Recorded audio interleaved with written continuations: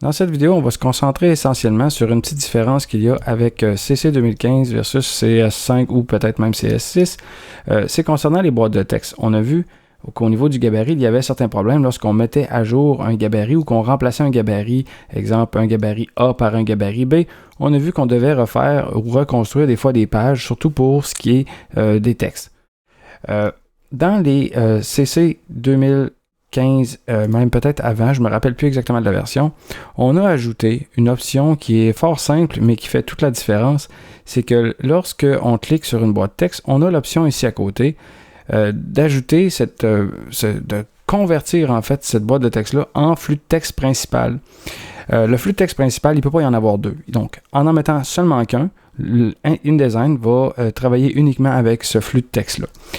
Ça veut dire quoi ça concrètement? Ça veut dire que si je fabrique un gabarit B, donc un nouveau gabarit, et que j'applique une boîte de texte, peu importe de quoi elle a l'air, l'important c'est de venir faire un clic sur ce gabarit-là, sur cette boîte de texte-là, et je ne pourrais pas en faire deux par page techniquement, ça n'aurait pratiquement aucun sens. On va voir que, regardez, celui-là a été reconverti, et ainsi de suite, à moins de chaîner les deux boîtes de texte. Là, on va voir que les deux peuvent être ensemble. Donc, le flux de texte principal, si les textes sont chaînés, fonctionne très bien.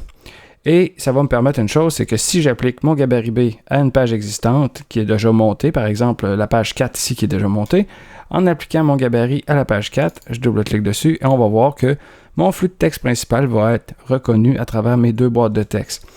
Et ce qui est agréable là-dedans, c'est que même si je fais une modification à une de ces boîtes-là, si j'applique le gabarit, il va réinitialiser la boîte de texte comme elle était censée être au lieu d'en faire une copie. Si je viens dans mon gabarit et que je convertis cette boîte de texte-là, on va voir qu'elle va me créer des problèmes. Pour l'instant, elle fonctionne encore très bien, mais si je réapplique mon gabarit, on va voir que là, je vais commencer tout de suite à avoir des problèmes. Mon texte n'a pas chaîné à l'intérieur, et si je déverrouille une boîte, par exemple, pour chaîner mon texte dedans, ben là, je commence à empiler certains problèmes que je veux peut-être pas. Comme si je réapplique ma boîte, mais on regarde qu'il a tout supprimé mon texte.